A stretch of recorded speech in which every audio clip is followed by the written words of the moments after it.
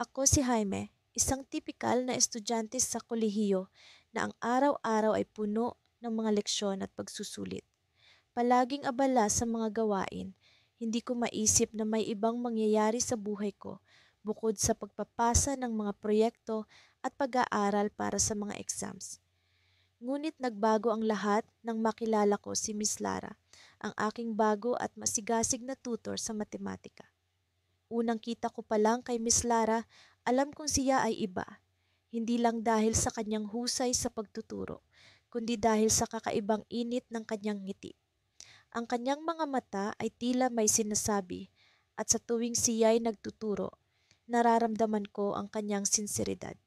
Hindi ko alam kung paano nagsimula ang lahat, pero unti-unti, sa bawat sesyon namin, nagkaroon ng kakaibang koneksyon sa pagitan namin.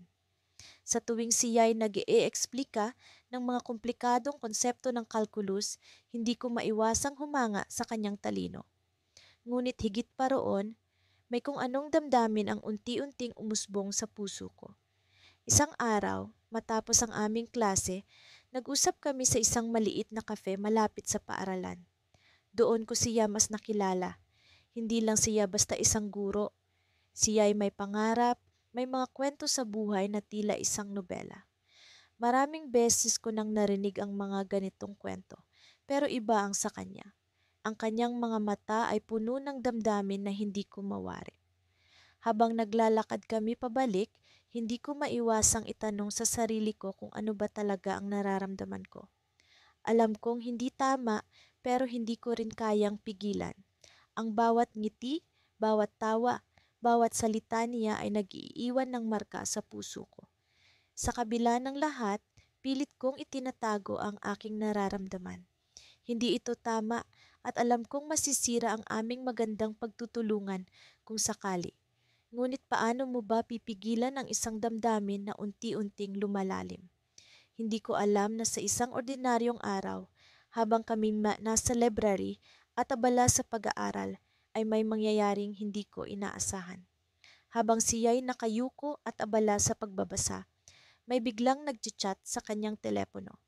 Mabilis niyang binuksan ito at sa kanyang mukha ay nakita ko ang kakaibang reaksyon. Nagbago ang kanyang ekspresyon mula sa kasiyahan patungo sa tila matinding kalungkutan. Ano ang nangyari? Tanong ko, ngunit hindi siya sumagot. Tumayo siya, pilit na ngumingiti, ngunit halatang may bumabagabag sa kanya. Kailangan ko munang umalis, Jaime, sabi niya, sabay bit-bit sa kanyang bag. Mga hakbang na tila bumibilis sa bawat segundo, patungo sa pintuan. Hindi ko alam kung ano ang nangyari, pero isang bagay ang sigurado. May lihim na itinatago si Miss Lara. At sa kanyang mga mata, bagamat puno ng kagandahan, ay may misteryo ring bumabalot. Nagsimula ang lahat noong nagkaroon ng problema sa matematika sa klase namin. Ako si Mia, isang ordinaryong estudyante na hindi talaga nahuhumaling sa mga numero at ekwasyon. Sa totoo lang, mas komportable akong humawak ng lapis para magpinta kaysa magtasa ng lapis para sa pagsusulit sa algebra. Pero sa isang iglap, nagbago ang lahat ng iyon nang makilala ko si Adrian, ang bago kong tutor. Unang araw ng aming sesyon, hindi ko inaasahan na magiging ganoon kapanapanabik ang aming pagkikita. Nakaupo siya sa isang sulok ng silid-aklatan, abala sa pagbabasa ng isang makapal na libro. Nang ilapag ko ang aking mga gamit sa mesa, nag-angat siya ng tingin at ngumiti. Agad kong naramdaman ang init sa aking pisngi. Hi, ako si Adrian, bati niya sabay abot ng kamay. Mia, sagot ko habang tinatanggap ang kanyang pakikipagkamay. Ang kanyang mga palad ay mainit at magaspang sa tamang paraan. Siguro dahil sa madalas na pagsusulat o paghawak sa mga libro. Habang lumilipas ang mga araw, unti-unti ko siyang nakilala. Hindi lang siya magaling sa matematika, kundi isa rin siyang mahusay na tagapagsalita. May mga pagkakataon na napupunta sa ibang usapan ang aming tutorial sessions, mga paborito naming libro, musika, at minsan kahit ang mga pangarap namin sa buhay. Sa bawat araw na magkasama kami, pakiramdam ko ay may kung anong umuusbong sa loob ko. Hindi ko maipaliwanag, pero sa tuwing magtatama ang aming mga mata, tila may kuryenteng dumadaloy sa pagitan namin. Isang hapon, habang nag-aaral kami sa ilalim ng lilim ng isang puno sa campus, biglang bumuhos ang ulan. Wala kaming dalang payong pareho, kaya nagpasya kaming magpatila muna sa isang maliit na kubo malapit doon. Basang-basa kaming dalawa, ngunit ang mga tawa namin ay umalingaw-ngaw sa paligid. Parang mga bata lang kami na walang pakialam sa mundo. Habang naghihintay na tumila ang ulan, nagbukas siya ng bagong paksa. Mia, simula niya, anong plano mo pagkatapos ng graduasyon? Hindi agad ako nakasagot. Sa totoo lang, wala pa akong konkretong plano. Siguro, maghahanap ng trabaho o mag-aaral pa ulit. Sagot ko. Ikaw, ano ang plano mo, Adrian? Napatingin siya sa malayo, tila may hinahanap sa mga mata ng ulap. Gusto kong magturo, aniya, pero hindi ko pa alam kung saan ako dadalhin ng tadhana. May kung anong lungkot sa kanyang mga mata, bagay na hindi ko nakita sa kanya noon. Dahil sa pag-uusap namin, nagkaroon ako ng lakas ng loob na tanungin siya tungkol sa isang bagay na matagal ko nang iniisip. Adrian, bakit mo ako tinuturuan? Alam kong marami kang ibang pwedeng gawin. Ngumiti siya, isang nangiting puno ng misteryo. Kasi gusto kong makatulong at saka masaya akong kasama ka, sagot niya, para akong kinuryente sa kanyang sinabi. Sa kabila ng ulan, naramdaman ko ang init sa aking puso. Pero bago ko pa man masabi ang nasa isip ko, biglang nagring ang kanyang cellphone. Sandali lang, Mia, sabi niya habang sinagot ang tawag. Tumalikod siya at naglakad papalayo ng kaunti. Mula sa kinatatayuan ko, naririnig ko ang bahagyang pagtaas ng kanyang boses. Hindi ko maiwasang makinig. O, nandito ako. Hindi pa niya alam. Sige, magkikita tayo mamaya. Pagbalik niya, kita ko ang pagbabago sa kanyang ekspresyon. Hindi na siya kasing sigla ng kanina.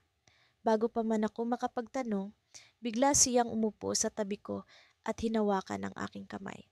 Mia, may kailangan akong sabihin sa'yo, sabi niya ng may seryosong tono. Parang tumigil ang oras. Ano kaya ang sasabihin niya? May lihim ba siyang itatapat sa akin? Bago pa man niya masabi, biglang tumigil ang ulan at nagpasya na kaming umuwi. Pero hindi ko maiwasang isipin ang mga salitang iyon. Ano kaya ang hindi ko pa alam? At bakit parang may bigat sa kanyang mga mata na hindi ko maintindihan? Habang naglalakad kami pa uwi, ramdam ko ang kaba sa aking dibdib. Sa bawat hakbang namin, parang may bumubulong sa akin na hindi pa ito ang katapusan ng aming kwento. Bagkus, ito pa lang ang simula ng isang bagay na hindi ko pa lubos na nauunawaan. At sa kabila ng lahat, alam kong hindi ko mapipigilan ang nadarama ko para kay Adrian. Pero handa ba akong malaman ang katotohanan? At ano kaya ang magiging epekto nito sa amin? Hindi ko alam, pero isang bagay ang sigurado. Hindi ko makakalimutan ang araw na ito. Sa paglipas ng mga araw, mas lalo kong naramdaman ang paglapit ko kay Althea, ang aking tutor. Ang bawat sesyon namin ay nagiging mas personal at mas makahulugan. Hindi ko alam kung bakit, pero tuwing magkasama kami, tila ba nawawala ang lahat ng aking alalahanin. Nagiging sapat na ang kanyang nangiti upang magbigay liwanag sa aking araw. Isang gabi, habang nakaupo kami sa lumang sofa sa aming sala, napansin kong tila may bumabagabag kay Althea. Hindi siya nagsasalita ng masyadong marami tulad ng dati, at ang kanyang mga mata ay tila may kung anong pinipilit itago. Althea, ayos ka lang ba? Tanong ko, iniwang bukas ang libro sa pagitan namin. Nagulat siya sa tanong ko, pero agad rin siyang ngumiti, bagamat may bakas ng lungkot. Oo naman, Nenatan, pasensya na, medyo marami lang iniisip. Tinitigan ko siya, sinusubukan basahin ang nasa likod ng kanyang mga mata. Pwede mo namang ikwento sa akin, baka sakaling gumaan ang pakiramdam mo. Sandaling natahimik ang aming paligid hanggang sa marahan siyang huminga ng malalim. Nathan, may gusto sana akong sabihin sa'yo, pero natatakot ako. Nabahala ako sa kanyang sinabi. Naramdaman kong may mabigat siyang sasabihin at alam kong dapat akong makinig. Ano iyon, Altia? Nandito lang ako. Nag-aalangan siyang nagsimula. Nathan, alam kong may limitasyon ang relasyon natin bilang tutor at estudyante. Pero hindi ko mapigilang maramdaman na parang higit pa roon ang nararamdaman ko para sa'yo. Natigilan ako sa kanyang sinabi. Hindi ko inaasahan na maririnig ko iyon mula sa kanya. Ang puso ko ay biglang bumilis ang tibok at tila ba nagising ang lahat ng emosyon sa loob ko. Altia, hindi ko rin alam kung paano ko sasabihin ito, pero nararamdaman ko rin ang parehong bagay. Sagot ko. Ang boses ko'y puno ng kaba pero may halong saya. Ngumiti siya, ngunit may bakas pa rin ng pag-aalala. Ngunit Nathan, may isang bagay ka pang hindi nalalaman. Napakunot ang aking noo. Ano iyon? Huminga siyang muli ng malalim at sa pagkakataong ito, tila ba naglalaban ang kalooban niya. Mayroon akong kasintahan, Nathan, at hindi ko alam kung paano ko ipapaliwanag sa kanya ang lahat ng ito. Biglang bumagsak ang mundo ko. Ang saya na naramdaman ko kanina ay biglang naglaho at napalitan ng matinding kalituhan. Hindi ko alam kung ano ang dapat kong maramdaman. Ang alam ko lang, nasaktan ako sa mga katagang iyon. Altia, bakit hindi mo sinabi agad?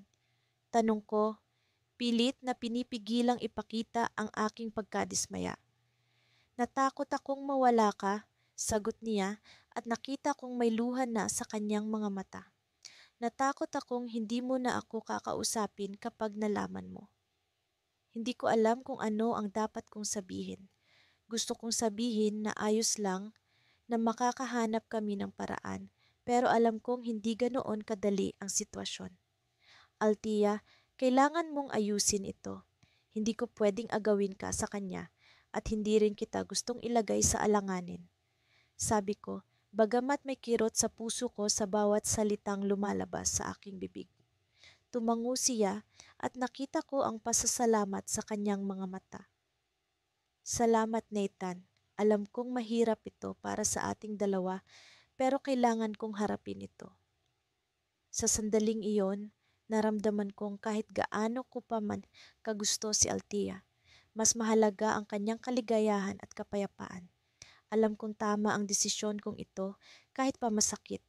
Tumayo siya at bago siya umalis, nag-iwan siya ng banayad na halik sa aking pisngi. Salamat sa pagintindi, Nathan. Sana'y hindi ito ang huli. Habang pinapanood ko siyang lumabas ng pinto, naiwan akong nag-iisip kung ano ang maaaring mangyari sa amin. Hindi ko alam kung may pagkakataon pa para sa aming dalawa, pero alam kong kailangan kong maghintay at umasang darating ang tamang panahon. Ngunit habang nakaupo ako roon, may kung anong bumabagabag sa akin. Parang may kulang, may isang detalye na hindi ko pa natutuklasan. Hindi ko alam kung ano iyon, pero alam kong kailangan kong malaman. At sa pag-iisa ko, unti-unti kong naramdaman na ang tunay na twist ng aming kwento ay hindi pa tapos. May mga bagay na hindi pa nabubunyag. At sa mga susunod na araw, alam kong unti-unti itong mabubuksan, mga sikreto na maaaring magpabago sa lahat. Sa bawat hakbang papasok ng silid-aralan, ang puso ko'y pumipintig ng mas mabilis kaysa dati. Hindi ko maitanggi ang pag-usbong ng kakaibang damdamin sa aking dibdib tuwing nakikita ko si Sir Adrian. Sa kabila ng kanyang payak na ngiti, may kung anong misteryo sa kanyang mga mata na patuloy na nagtutulak sa akin na mas makilala pa siya. Ngayong gabi, may espesyal na sesyon kami sa silid-aklatan. Ang tahimik na paligid at ang malambot na tunog ng mga pahina ng libro ay tila musika sa aming pag-uusap. Mahalaga ang konsepto ng integrasyon, sabi ni Sir Adrian habang ipinaliliwanag ang calculus. Kailangan mo lang itong tingnan sa mas malawak na perspektibo. Napahanga ako sa kanyang kaalaman, ngunit higit pa roon ang kanyang dedikasyon na ituro ang mga bagay sa paraang maiintindihan ko. Sa gitna ng aming talakayan, hindi ko maiwasang mapansin ang bawat galaw niya. Ang paraan ng pag-anggulo ng kanyang ulo kapag siya'y nag-iisip, ang munting nangiti sa kanyang labi kapag may tamang sagot ako. Unti-unti, ang kanyang presensiya ay naging bahagi na ng aking araw-araw na buhay.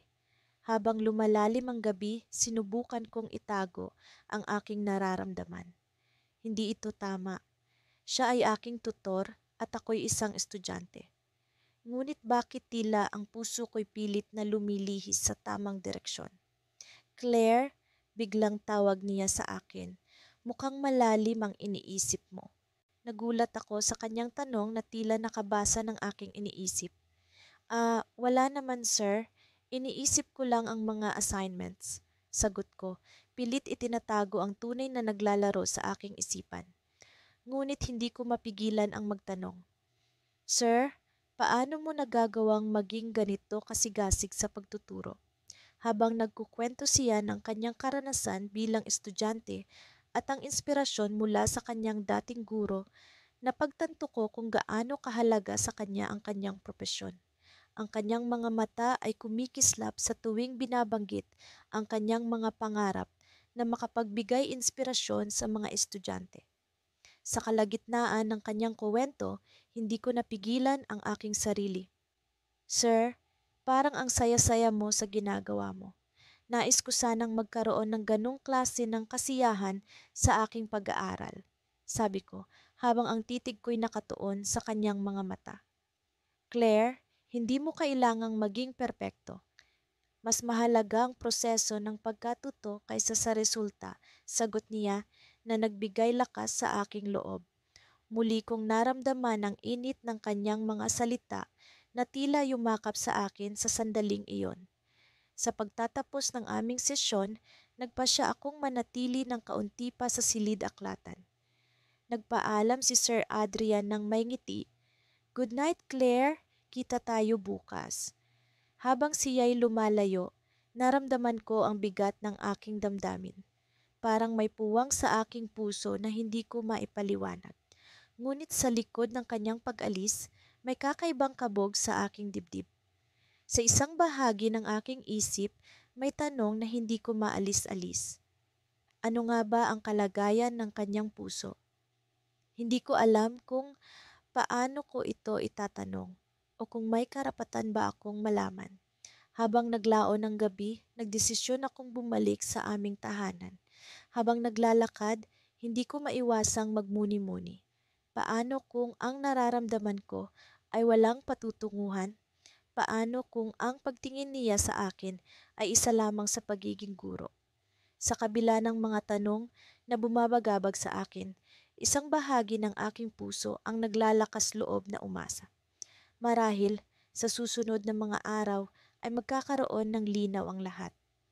Kinabukasan, sa pagpasok ko sa paaralan, nakita ko si Sir Adrian na may kausap na isang babaeng hindi pamilyar. Ang kanyang mga mata ay puno ng saya at ang kanyang mga ngiti ay iba sa nakikita ko tuwing kami magkasama. Sa unang tingin, alam kong may espesyal na koneksyon sila. Nang makita niya ako, nginitian niya ako ng may pagkabigla. Claire, ito si Mia, isang kaibigan. Pagpapakilala niya. Ang aking puso'y tila dinurog sa sandaling iyon. Akala ko'y may puwang ako sa kanyang buhay, ngunit tila may ibang nagmamay-ari ng lugar na iyon. Habang nag-uusap kami, naramdaman ko ang bigat ng aking damdamin. Hanggang kailan ko pipigilan ang sarili kong umasa? Hanggang kailan ko itatago ang damdamin kong ito? Sa pagtatapos ng araw, isang bagay ang malinaw sa akin. Ang mga sagot sa aking mga tanong ay hindi na maaaring ipagpaliban. Kinakailangan kong harapin ang tunay na nararamdaman at alamin ang lugar ko sa buhay ni Sir Adrian.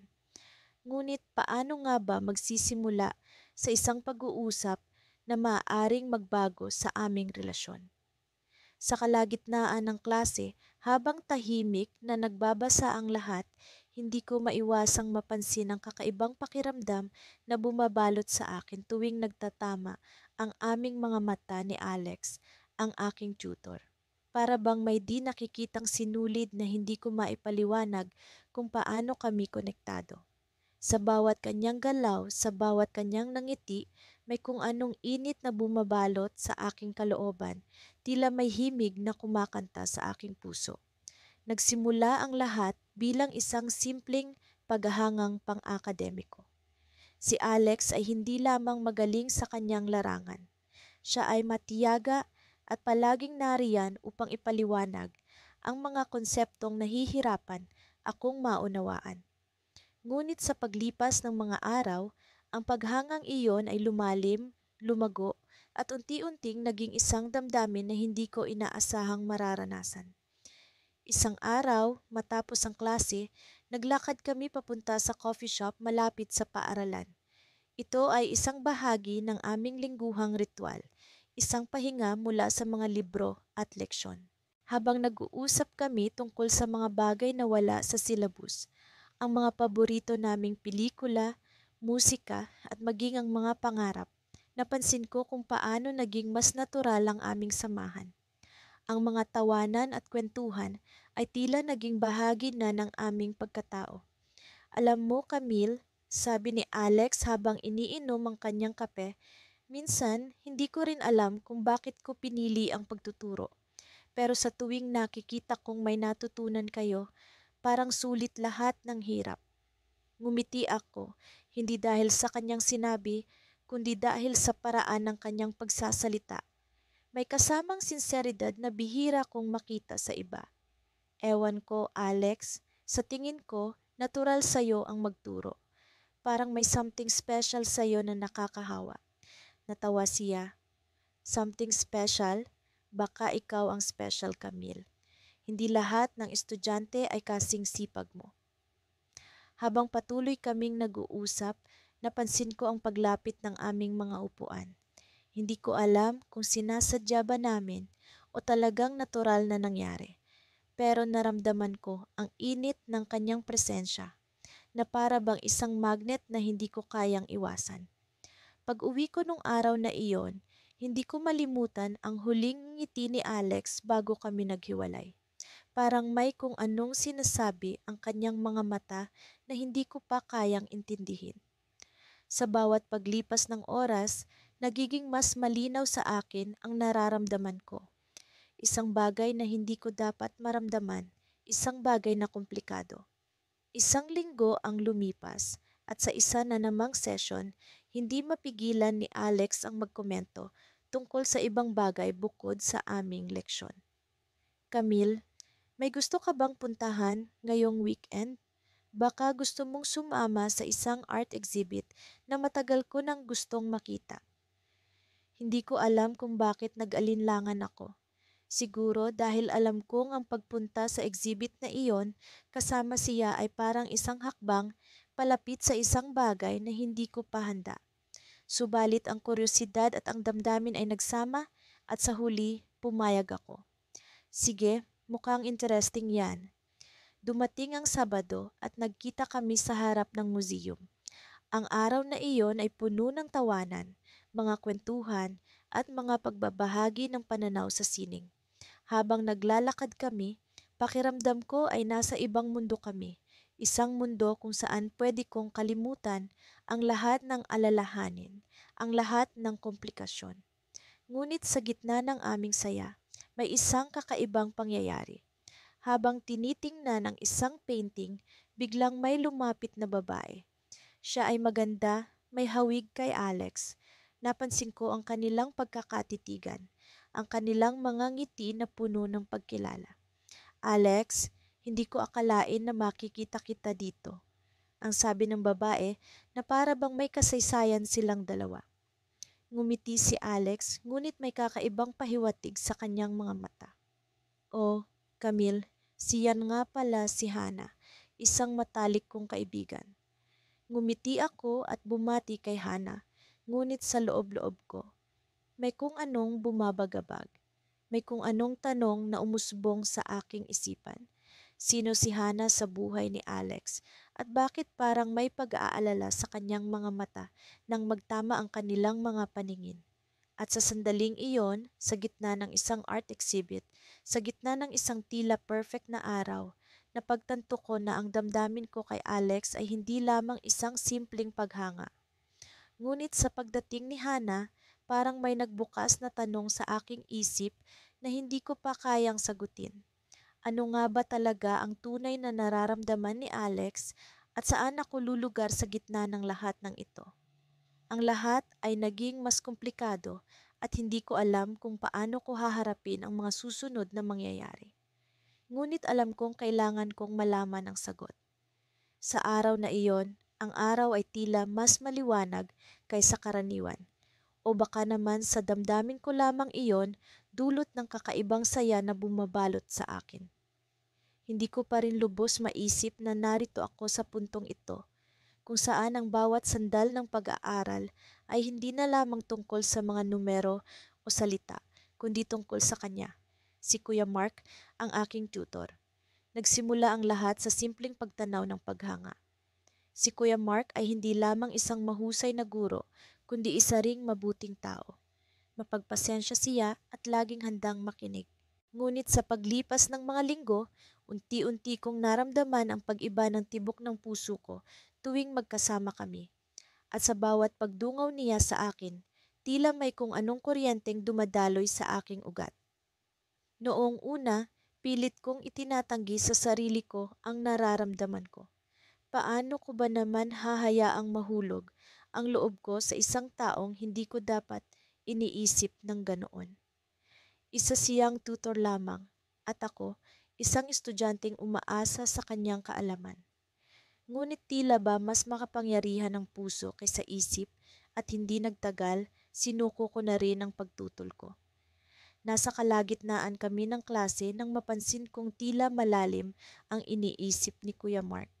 Hindi siya ganito kadalasan, kaya't nagtaka ako. Kuya Mark, okay ka lang ba? Parang ang lalim ng iniisip mo.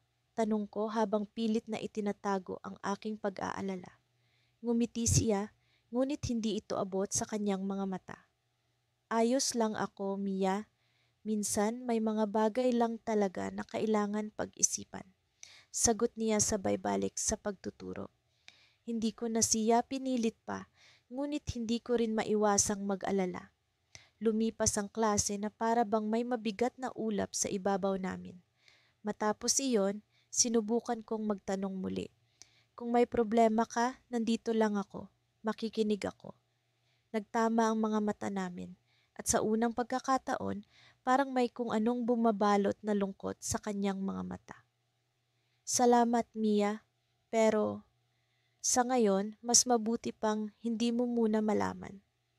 Tumango ako kahit na may kirot sa dibdib ko. Kung ano man iyon, umaasa akong darating ang araw na magiging handa siyang magbahagi. Alam kong hindi ko siya pwedeng pilitin, kaya't minabuti kong maghintay. Makalipas ang ilang araw, napansin kong mas madalas siyang malungkot at tila malayo ang isipan. Ang mga ngiting dati ay palaging nasa kanyang labi ay tila nawawala na. Sa bawat pagkikita namin, palakas ng palakas ang kutob ko na may malalim na dahilan sa likod ng lahat ng ito.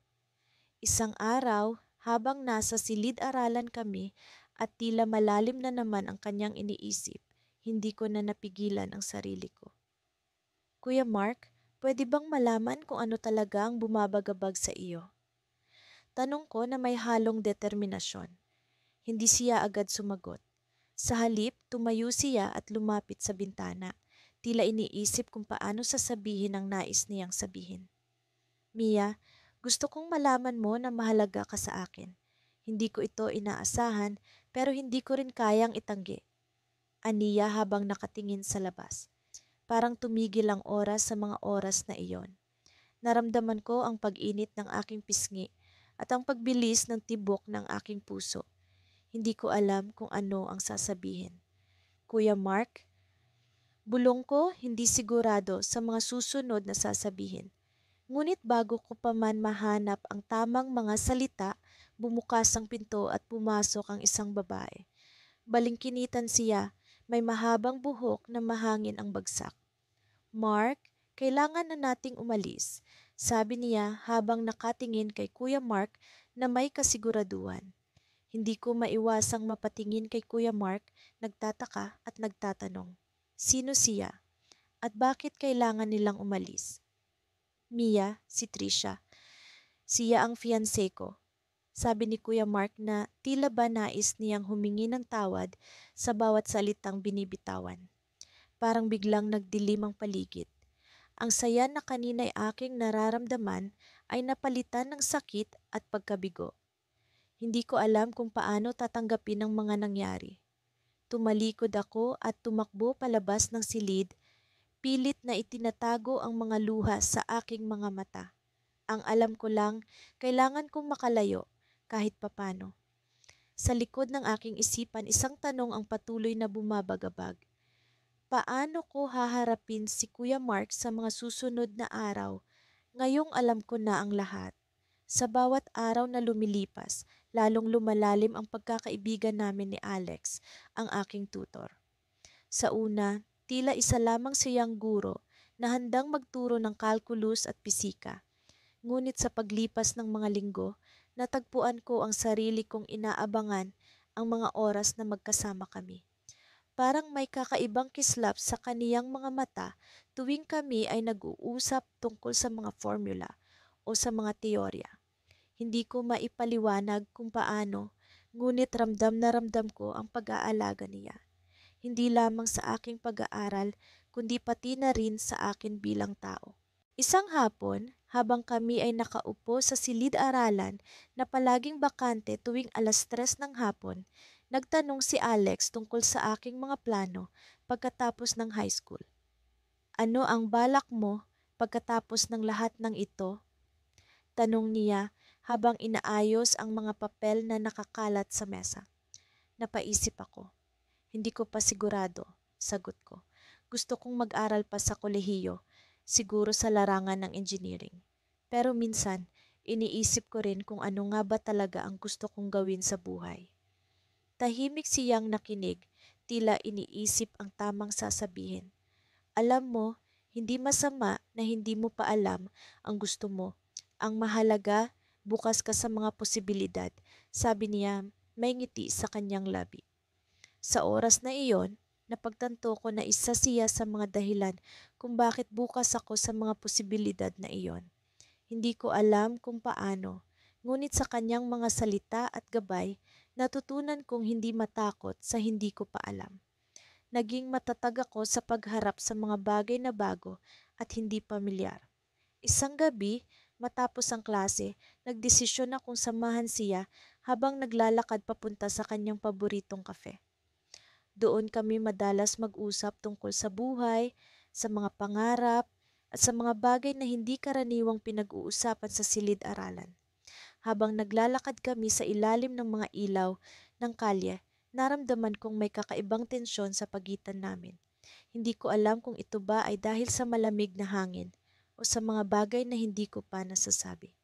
Habang nag-uusap kami tungkol sa isang bagong pelikula, bigla niyang tinigil ang paglalakad. May gusto sana akong sabihin sa'yo, pero hindi ko alam kung paano. Sabi niya, tila nag-aalangan. Nagulat ako sa kanyang sinseridad. Ano iyon? Tanong ko habang pinipilit na hindi ipakita ang aking kaba. Huminga siya ng malalim at nakita kong may bahagyang pag-aalala sa kanyang mga mata. Minsan, iniisip ko kung tama ba na maging ganito tayo. Hindi lang bilang tutor at estudyante, kundi bilang magkaibigan. Napaisip ako sa kanyang sinabi. Sa mga oras na iyon, ramdam ko ang bigat ng kanyang mga salita. Hindi ko alam kung paano siya sasagutin. Naramdaman kong may bagay siyang gustong ipahiwatig, ngunit hindi ko alam kung ano iyon. Sa tingin ko, hindi naman masama na maging magkaibigan tayo, sabi ko pilit na ngumiti. Ngumiti siya, ngunit may luha sa kanyang mga mata. Alam mo, mahalaga ka sa akin. Hindi ko lang alam kung tama ba ito. Sa mga oras na iyon, naguluhan ako. Naguguluhan sa sarili kong nararamdaman, sa nararamdaman niya, at sa nararamdaman naming dalawa. Parang may alon na nagbugso sa aking puso at sa isang iglap nawala ang lahat ng aking pag-aalinlangan. Bakit hindi natin subukan? Tanong ko, pinipilit na maging matatag sa kabila ng kaba. Tiningnan niya ako, tila nag-iisip ng malalim. Paano kung hindi ito mag-workout? Paano kung masaktan ka lang? Ngumiti ako, kahit na may bahagi ng puso ko na natatakot. Minsan kailangan nating subukan ang mga bagay kahit na hindi tayo sigurado sa kalalabasan. Tumingin siya sa mga mata ko at sa unang pagkakataon, nakita ko ang pag-asa at takot sa kanyang mukha. Sige, sabi niya habang unti-unting nawawala ang kaba sa kanyang mukha. Subukan natin. Sa mga oras na iyon, naramdaman ko ang kakaibang saya. Parang may bagong simula, ngunit sa likod ng saya, may bahagi ng sarili ko na natatakot. Paano kung tama siya? Paano kung hindi ito mag-workout? Ngunit sa kabila ng lahat ng ito, alam kong handa akong sumugal. Habang naglalakad kami pabalik sa kafe, biglang may lumapit sa amin na hindi ko inaasahan. Isang batang babae may hawak ng mga libro at tila pamilyar. Alex, ikaw ba yan? Tanong niya, tila nagugulat. Nanlaki ang mga mata ni Alex at sa mga oras na iyon, naramdaman ko ang kaba sa kanyang boses. Elaine, anong ginagawa mo dito? Tanong niya, hindi mapakali. Nagulat ako sa kanilang pagpapalitan ng tanong. Sino si Elaine? Ano ang koneksyon niya kay Alex? Sa mga oras na iyon, ramdam kong may misteryo sa pagitan ng kanilang mga mata at naramdaman ko ang pag-aalinlangan sa hangin. Saan ito hahantong? Isa lamang ang sigurado, may bagong kabanata na magsisimula. Ngunit hindi ko pa alam kung ano ang magiging takbo nito. Hindi ko akalain na ang simpleng pagtuturo ni Leo sa akin ay hahantong sa mga nararamdamang hindi ko inaasahan. Ang bawat oras na ginugugol namin sa pag-aaral ay tila nagiging mas personal, mas malalim. Sa bawat paglipas ng araw, hindi ko maipaliwanag kung paano ang simpleng pagtuturo niya sa akin ay nagbukas sa isang damdaming hindi ko pa nararanasan. Isang araw, habang nakaupo kami sa sulok ng silid-aklatan, napansin kong tila nag-iba ang mood ni Leo. Hindi siya ang karaniwang masayahing tao na nakilala ko. Ang mga mata niya ay tila may bumabagabag at ang mga ngiti niya ay hindi nakasingsigla. Nagsimula kaming mag-aral ng algebra, ngunit hindi ko maiwasang itanong sa kanya ang bumabagabag sa akin. Leo, okay ka lang ba? Tanong ko, sinisikap na magpakita ng malasakit. Tumingin siya sa akin at nagkaroon ng sandaling katahimikan bago siya nagsalita. May mga bagay lang na iniisip, sagot niya na may bahagyang pilit ng ngiti. Hindi ko na siya pinilit pa, ngunit hindi ko maiwasang mag-alala. Sa loob ng ilang linggo, mas naging tahimik siya, mas madalas na nawawala sa sarili. Kapag nagtuturo siya, naroon ang husay, ngunit wala ang dating sigla. Ito ay nagdulot sa akin ng maraming katanungan, ngunit napagpasyahan kong hayaan muna siya. Isang gabi, sa kalagitnaan ng aming sesyon, bigla siyang nagtanong sa akin. May nararamdaman ka bang kakaiba kapag magkasama tayo? Nagulat ako sa kanyang tanong. Para bang nabasa niya ang aking iniisip, ang damdaming pilit kong itinatago. Ngunit bago pa ako makasagot, nagpatuloy siya. Alam kong ito ay hindi karaniwan, ngunit gusto kong maging tapat sa'yo. Tumahimik ako, hinahanap ang tamang salita. Leo, hindi ko alam, pero nararamdaman ko rin ang sinasabi mo. Ang tapat kong sagot, bagamat may halong kaba. Napabuntong hininga siya, tila nabunutan ng tinik. Hindi ko alam kung ano ang gagawin. Alam kong estudyante kita at hindi ito dapat mangyari, pero hindi ko mapigilan. Nagkatinginan kami at sa sandaling iyon parang tumigil ang oras. Ang mga libro at kwaderno na nakakalat sa mesa ay tila wala sa aming mundo. Ang mga mata niya ay naglalaman ng damdaming hindi ko maipaliwanag, ngunit nararamdaman ko. Leo, hindi ko rin alam, pero sa tuwing kasama kita, parang may kumukontra sa isip ko. Hindi ko alam kung ito ay tama o mali, dagdag ko habang pilit na binabalangkas ang damdamin. Napangiti siya, ngunit may lungkot sa kanyang mga mata. Siguro kailangan nating tapusin ang pagtuturo. Hindi ito tama at ayokong malagay tayo sa alanganin.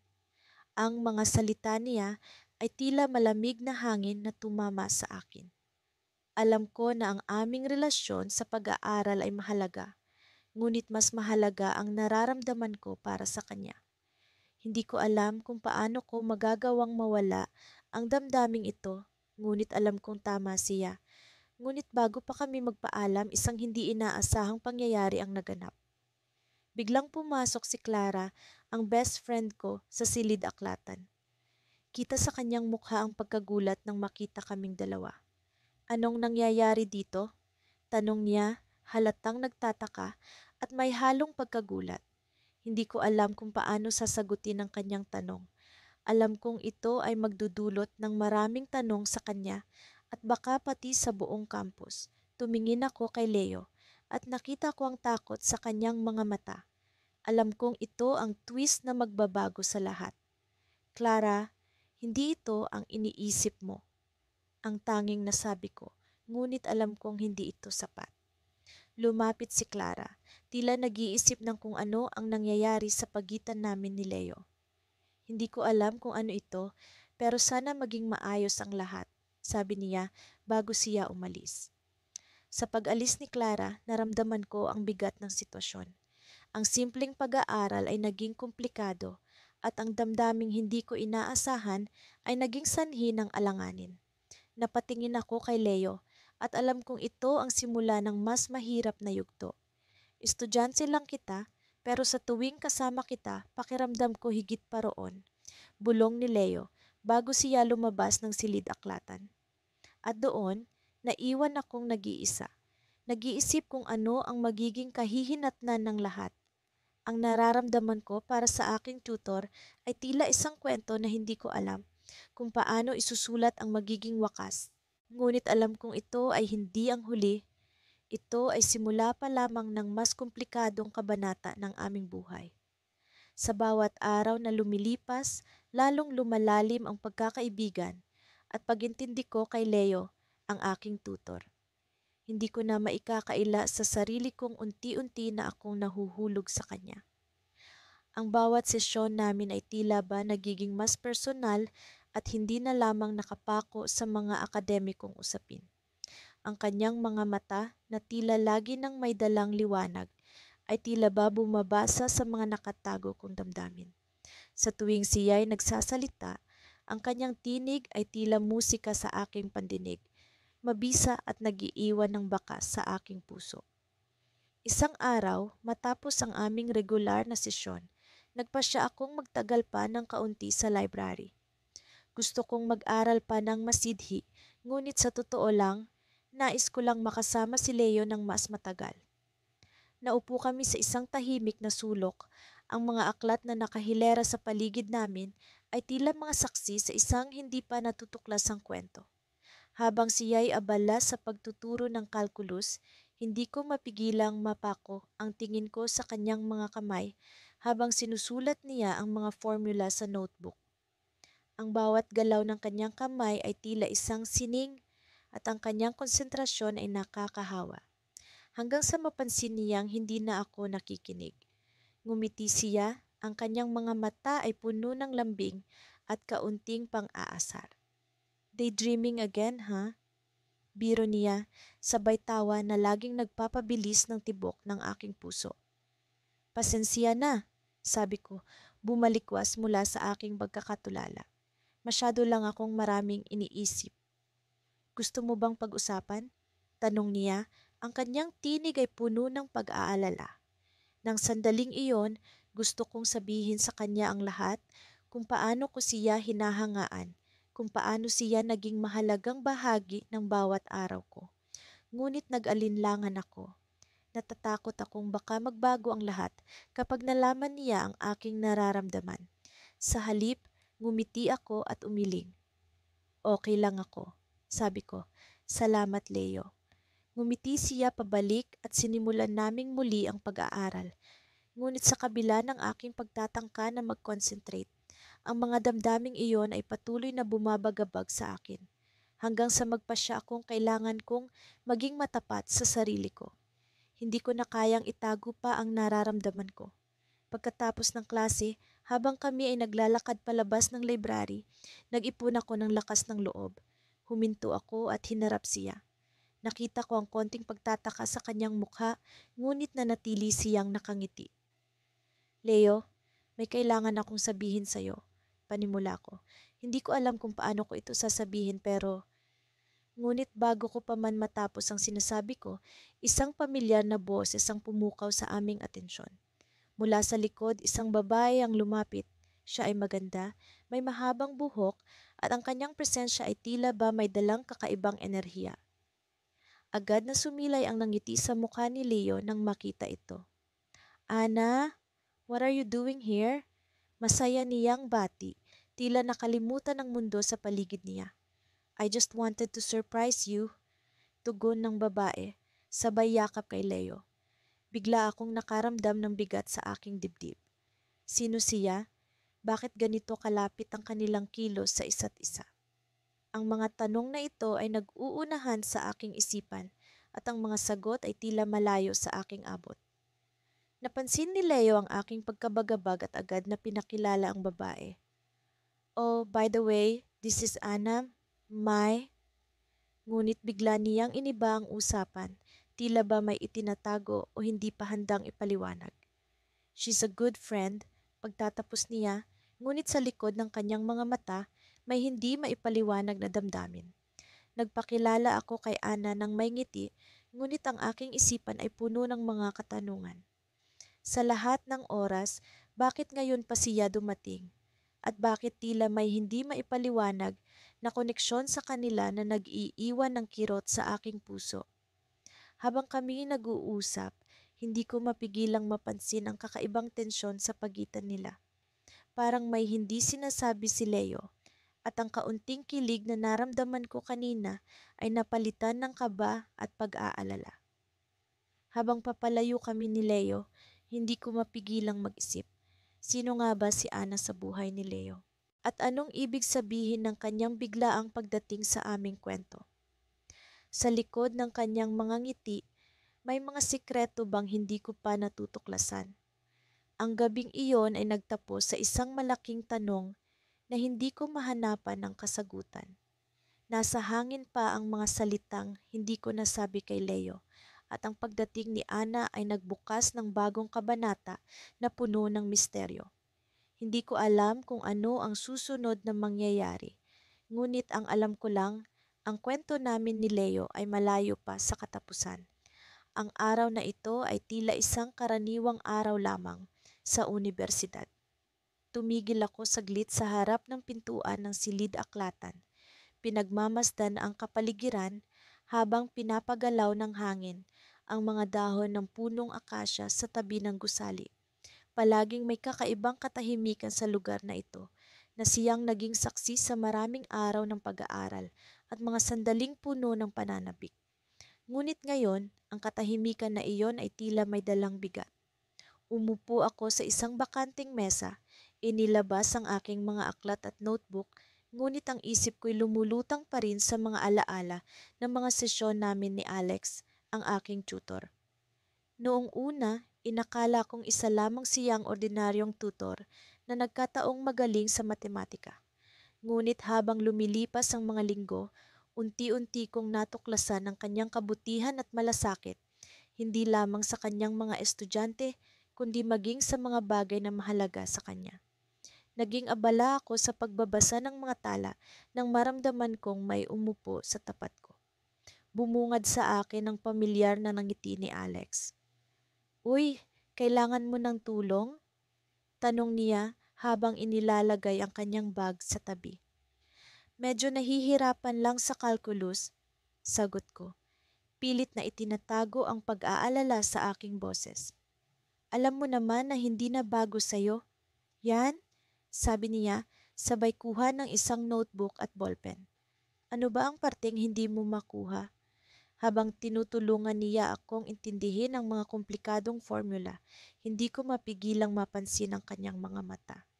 May kung anong misteryo sa likod ng mga iyon na hindi ko mawari.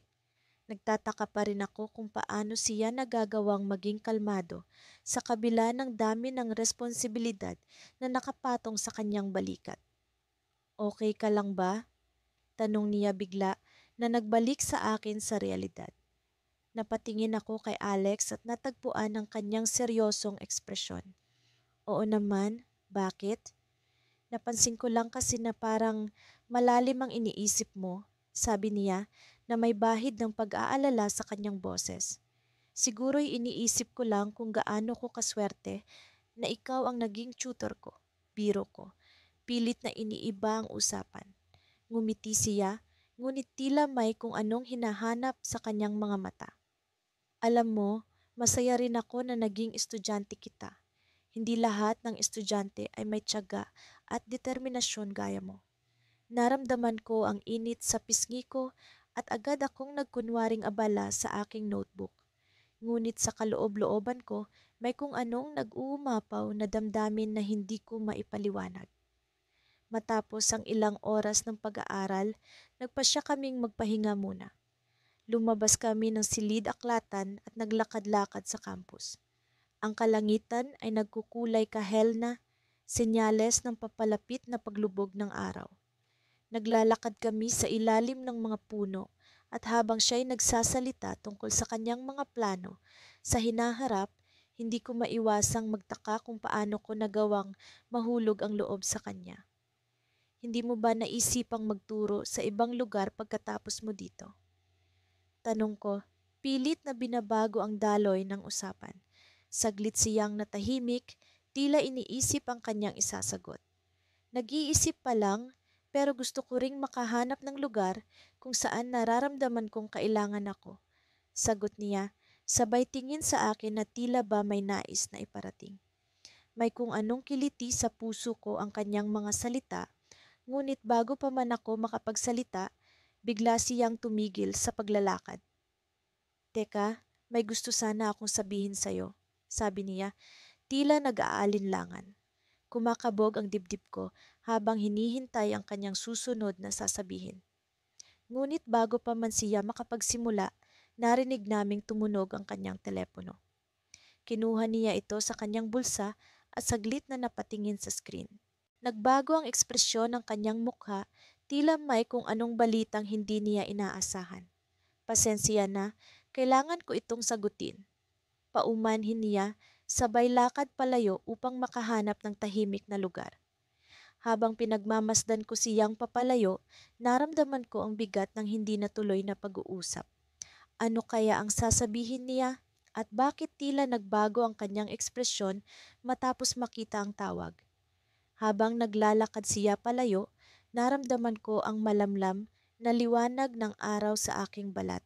Ngunit sa kaloob-looban ko, may kung anong nagbabadyang bagyo. Hindi ko alam kung ano ang nangyayari, ngunit alam kong may mga bagay na hindi ko pa rin nauunawaan. Ngunit sa kabila ng lahat, isa lang ang sigurado ako, sa bawat araw na lumilipas, lalo akong nahuhulog sa kanya. At sa susunod na pagkikita namin, sana'y magkaroon ako ng lakas ng loob na sabihin sa kanya ang totoo kong nararamdaman, sa kabila ng lahat ng maaaring kahihinatnan.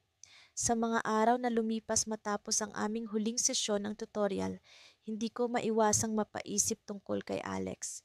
Ang kanyang ngiti, ang kanyang tinig, at ang paraan niyang pagtuturo na tila ba lahat ng bagay ay mas nagiging malinaw. Minsang naglalakad ako sa pasilyo ng aming paaralan, bigla ko na lang narinig ang mga pamilyar na yabag sa likuran ko. Lia? Tawag ni Alex at lumingon ako upang makita siyang kumakaway sa akin. Ang bilis ng tibok ng puso ko habang papalapit siya. Lia, may gusto sana akong pag-usapan sa'yo, sabi niya habang magkatabi kaming naglalakad. Sure? Ano yon? Tanong ko, pilit na itinatago ang kaba sa aking boses. About sa finals mo, panimula niya. Alam kong malapit na yon, and I think ready ka na. Pero gusto kong mag-set ng extra sessions para mas lalo pang mahasa ang skills mo. Napangiti ako. Kahit paano may kahulugan ang mga pagsisikap ko. Oo naman Alex, di ko akalaing magiging ganito ako kahanda. Habang nag-uusap kami, hindi ko maalis sa isipan ko ang nararamdaman ko para sa kanya. Hindi ko alam kung nararamdaman din niya ito, pero bawat sandali na magkasama kami ay tila nagiging espesyal. Pagdating namin sa isang tahimik na bahagi ng campus, tumigil si Alex at hinarap ako. Lia, may isa pa akong gustong sabihin. Napatigil ako. Sa tono ng boses niya, alam kong seryoso siya. Ano yun, Alex? May pag-aalangan sa kanyang mga mata, ngunit nagpatuloy siya. Lia, alam kong estudyante kita at tutor mo ako, pero hindi ko na kayang itago pa. Nahulog na ang loob ko sa'yo. Biglang bumilis ang tibok ng puso ko. Hindi ko alam ang sasabihin. Ang mga salita niya ay tila musika sa aking pandinig, ngunit hindi ko alam kung paano tutugon. Alex, hindi ko alam. Hindi ko alam kung ano ang sasabihin, sabi ko, halos pabulong. Ngunit bago pa ako makapagsalita ulit, may narinig kaming isang pamilyar na boses mula sa likuran. Lia, mukhang nag-uusap kayo ni Alex sabi ni James ang isa sa mga kaklase ko. Alam mo bang may balita ako tungkol sa kanya? Nagkatinginan kami ni Alex at may kung anong kaba ang nabuo sa aking dibdib. Ano yon, James? Tanong ko, pilit na pinipigilan ng pagkabagabag. Narinig ko lang na si Alex pala ay inassign sa ibang study group simula next week. Mukhang hindi na siya magiging tutor mo. Sabi ni James na may halong pagtataka. Napatingin ako kay Alex, naghihintay ng paliwanag. Ngunit bago pa siya makasagot, biglang tumunog ang kanyang telepono. Pasensya na, kailangan kong sagutin na to, sabi niya habang palayo siya. Iniwang hindi nasasagot ang tanong ko. Pag-alis ni Alex, hindi ko na napigilan ang sarili kong mag-isip. Totoo kaya ang narinig ko kay James? Kung aalis si Alex, ano na ang mangyayari? Hindi ko alam kung paano ko haharapin ang mga paparating na araw na wala siya. Bumalik ako sa klase na puno ng tanong, ngunit wala ni isa ang may kasagutan. Sa aming huling araw ng tutorial session, hindi ko mapigilang itanong kay Alex ang tungkol sa narinig ko. Ngunit nagulat ako nang makita ko siyang seryosong nakatingin sa akin. Lia, kailangan nating mag-usap, sabi niya. Hindi ko pa sinasabi sa'yo, pero totoo ang sinabi ni James. Inilipat ako sa ibang grupo, mas maraming estudyanteng nangangailangan ng tulong. Halos hindi ko maipinta ang mukha ko sa narinig ko. Alex, bakit hindi mo agad sinabi sa akin? Pasensya na, Lia. Gusto kong sabihin sa'yo, pero hindi ko alam kung paano. Sagot niya, puno ng pagsisisi ang boses. Ngunit bago pa man kami magpatuloy, may biglang kumatok sa pinto. Isang guro ang pumasok, dala ang isang importanteng papel. Alex, kailangan ka na sa opisina. May urgent meeting tungkol sa bagong assignment mo. Napatingin kami sa isa't isa. Alam kong ito na ang huling pagkakataon naming mag-usap ng ganito. Lia, maghintay ka, babalik ako, sabi niya bago siya sumunod sa guro. Naiwan akong nag-iisa sa silid, puno ng pag-aalala at pangamba. Ano ang mangyayari sa amin ni Alex? Ang tanging alam ko, may isang bagay na malaki ang magbabago sa aming dalawa at hindi ko sigurado kung handa na akong harapin ito.